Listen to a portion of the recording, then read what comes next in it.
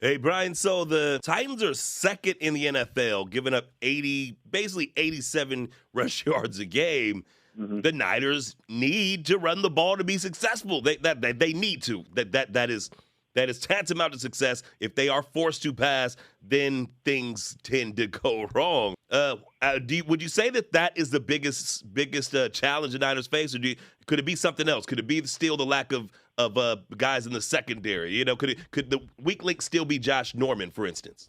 Yeah, I think the 49ers offense against the Titans defense, I think you have a pretty good picture of how that's going to go depending on if A.J. Brown's able to play or not, and especially if he doesn't play. And I think it'll be okay for the 49ers in the secondary given how good they are in the front seven and up the middle on the defense at linebacker and safety. But it's the other side of the ball. The 49ers offense against the Titans defense is I think where this game is going to be won and lost. And Jeffrey Simmons is such a beast in the middle of that defense. And I think what number did you say? 87 yards per game or something like that. I think it's only been 87 rush yards a game. Goodness, yeah, yeah. it's been even less than that the last few weeks. Najee Harris was averaging 1.5 yards per carry, I think, for the Steelers last week, and they've been really good up front. And it hasn't been just Simmons; they've gotten Bud Dupree has been good for them as a pass rusher as well as setting the edge, as has Harold Landry, a guy on the other side who was one of my favorites in the draft coming out of Boston College a couple of years ago.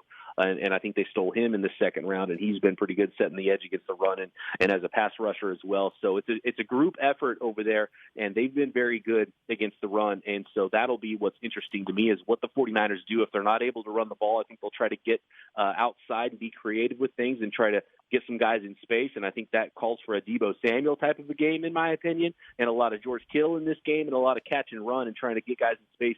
And I think beating your head against the wall with Jeff Wilson is probably not going to be the way the 49ers win this game.